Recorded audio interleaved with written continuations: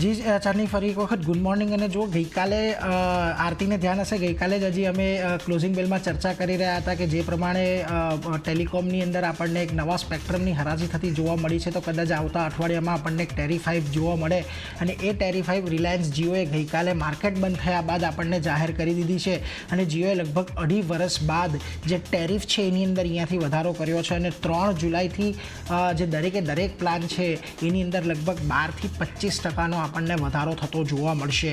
હવે આકાશ અંબાણીએ અહીંયાથી ખાસ કરીને કહ્યું છે કે નવા પ્લાનથી આ ગ્રોથ, ઇનોવેશન આ બંનેને પ્રોત્સાહન મળશે. ટેરિફ વધારાથી 5G અને AI આ બંનેની અંદર આવનારા સમયમાં રોકાણ આપણને વધતું જોવા મળશે.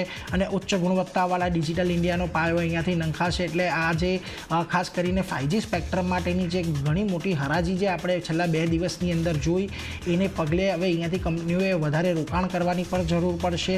અને એટલા માટે જ આ આપણને ખાસ કરીને આ જે ટેરિફ હાઇક છે એ આવતા દેખાયા છે.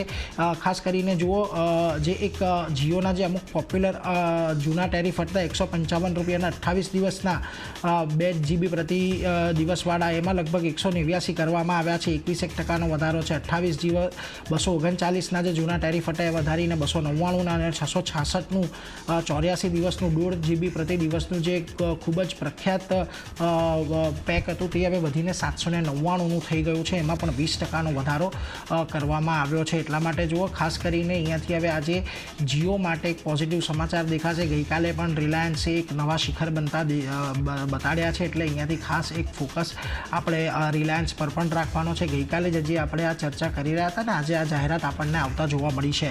આજના દિવસે જુઓ, હવે બ્રોકરેજ રિપોર્ટ પણ આપી રહ્યા છે. જેફરીઝ બાય કોલ આપી રહ્યા છે. ટાર્ગેટ વધારીને હવે તેમણે 3580ના કરી નાખ્યા છે.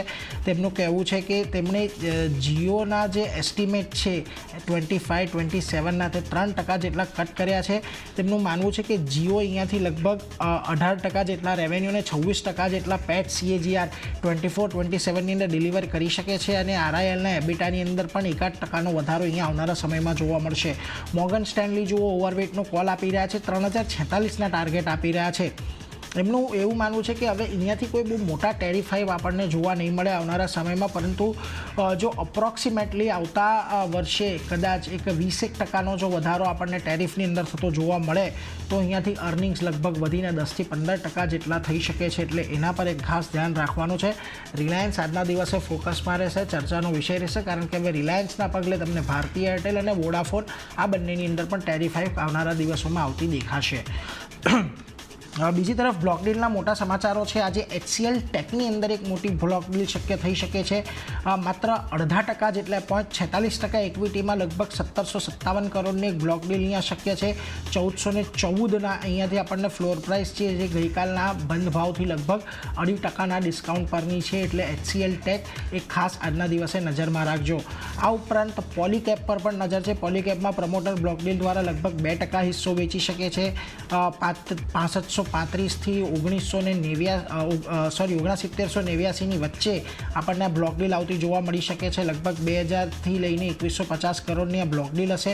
અને ગઈકાલના જે બંધ ભાવ છે એનાથી લગભગ 6.5%ના ડિસ્કાઉન્ટ પર આ બ્લોક ડીલ આવતી જોવા મળી શકે છે. એટલે પોલીકેપ, HCL ટેક બંને આજે બ્લોક ડીલના જે કાઉન્ટર બની રહ્યા છે FNOના છે. એટલે અહીંયા ખાસ ધ્યાન રાખજો.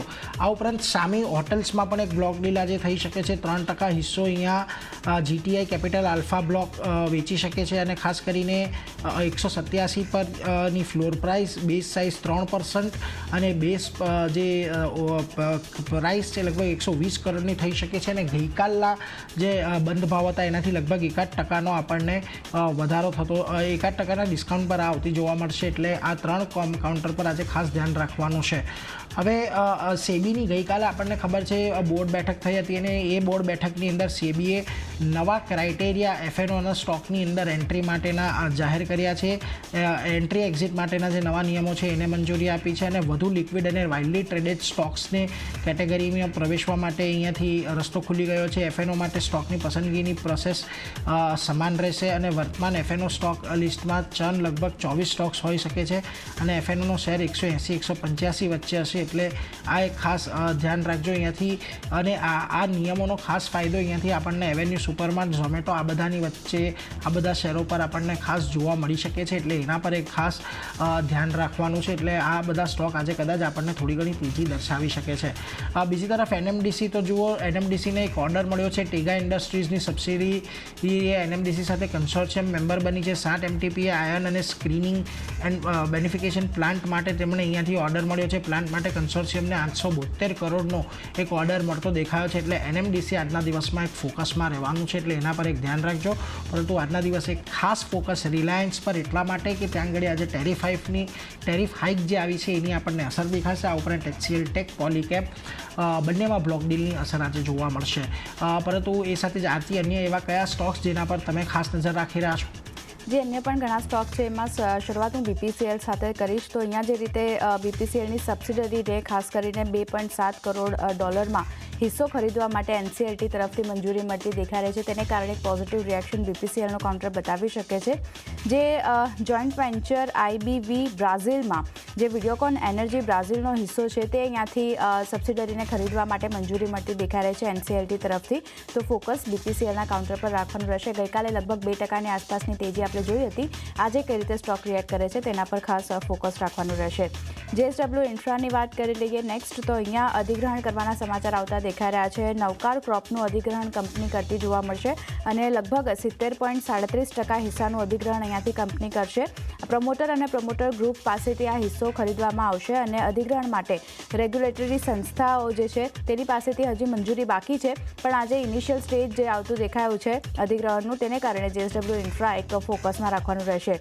બીજી બાજુ બીજા જે સમાચાર બનતા દેખાઈ રહ્યા છે JSW ઇન્ફ્રા માટે તે એ છે કે દક્ષિણ રેલવે પાસેથી પ્રોજેક્ટ માટે કંપનીને ખાસ કરીને LOA મળ્યું છે. Gatishakti multi modal cargo ટર્મિનલ્સના project માટે કંપનીને LOA મળ્યા છે. તો એક પોઝિટિવ રિએક્શન આપણને JSW ઇન્ફ્રા આજે બતાવી શકે છે, કારણ કે બંને સમાચાર જે છે તે પોઝિટિવ છે. ફોકસ રાખવાનું રહેશે JSW ઇન્ફ્રા માટે.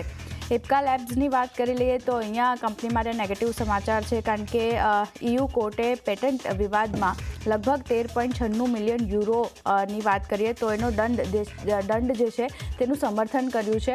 એટલે કંપની માટે એક નેગેટિવ સમાચાર છે. અને આના પર કંપનીએ કહ્યું છે કે દંડ માટે અકાઉન્ટ બુકમાં પહેલેથી જ 125.62 કરોડની જોગવાઈ કરી છે.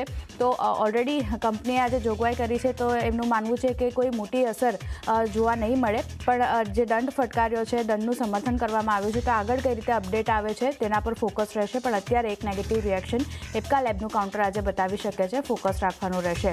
બ્રિગેડ એન્ટરપ્રાઇઝ નેક્સ્ટ કાઉન્ટર, અહીંયા પણ પોઝિટિવ સમાચાર છે. પ્રોજેક્ટ શરૂ કરવામાં આવ્યો છે કંપની તરફથી. પ્રીમિયમ રેસિડેન્શિયલ પ્રોજેક્ટ કંપનીએ શરૂ કર્યો છે બેંગ્લોરમાં. ખાસ કરીને 1100 કરોડનો રેસિડેન્શિયલ પ્રોજેક્ટ શરૂ કરવામાં આવ્યો છે. તો અહીંયા પણ એક પોઝિટિવ રિએક્શન આજે અપેક્ષિત છે. નજર રાખવાની રહેશે બ્રિગેડના કાઉન્ટર પર પણ. ઇન્ડિયા સિમેન્ટની વાત કરી લઈએ તો જે આપણે જોયું હતું ગઈકાલે એક ઓવરઓલ જે ન્યૂઝ ઓફ ધ ડે બનતા દેખાયા હતા. તો અત્યારે જે રીતે ન્યૂઝ બ્રેક દ્વારા એક સ્પષ્ટતા કરવામાં આવી છે, રાધાકૃષ્ણ દમાનીએ એસોસિએટ્સે 23% હિસ્સો વેચ્યો છે. ઇન્ડિયા સિમેન્ટમાં 1889 કરોડમાં હિસ્સો વેચવામાં આવ્યો છે અને BSE પર 247.74 રૂપિયા પ્રતિ શેરના એવરેજ પર એક્સચેન્જમાં જે છે તે આ ડીલ થઈ હતી. તો એક ફોકસમાં આજે ઇન્ડિયા સિમેન્ટનું કાઉન્ટર પર રાખવાનું રહેશે. અહીંયા પણ રિએક્શન જે છે તે સ્ટોક બતાવશે.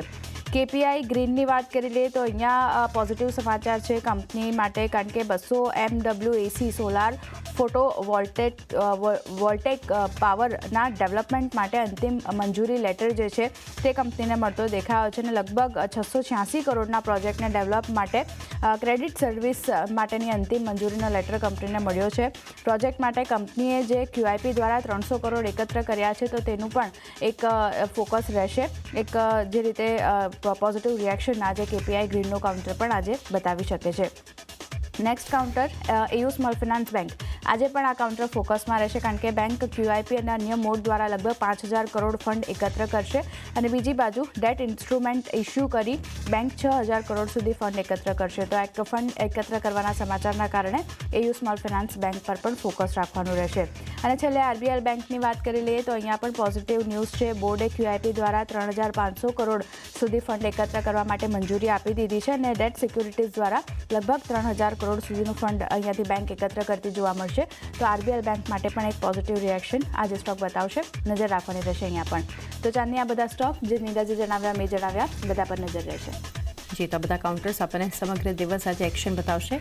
નીરજ અને આરતી આપ બંનેનો આભાર અમારી સાથે જોડાઈ અને આ ખાસ કરીને ટોપ સ્ટોક શેર કર્યા.